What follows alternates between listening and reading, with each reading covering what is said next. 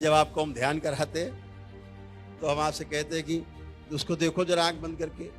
आप देखते हो, अचानक आप गायब हो जाते हो, पता नहीं कहाँ पहुंच गए, फिर लगता है अरे कहाँ चले गए, वहां नहीं, फिर यहाँ जो कहा गुरुजी वो देखो। हम कहते हैं यहाँ रहो, आप थोड़ी देर में गायब हो जाते हो, कहीं और पहुंच जाते हो, फिर आप सुनते हो आवाज, अरे यहाँ यहाँ रहना है, फिर वापस आते हो।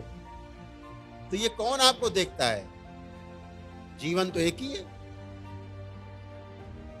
इसके अंदर तो एक ही है ना, कि दो हैं? एक है।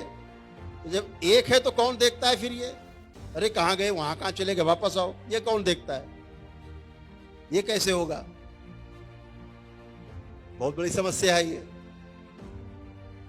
आत्मा दृष्टा है बुद्धि की, बुद्धि को देखती है, नजर रखती बुद्धि के ऊपर, क्या कर रही है ये, अच्छा है बुरा है। ईश्वर कहती ये ठीक नहीं है, बुद्धि कहती नहीं इसमें लाभ है, थोड़ा हड़प लेंगे तो क्या होगा।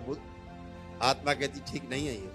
अंदर से एक मन कहता है, कहते हैं एक मन कहता करो, एक मन कहता नहीं करो, वहां मन का काम थोड़ा कम है। बुद्धि के ऊपर दृष्टि किसकी है? आत्मा की। आत्मा बुद्धि की दृष्टा है,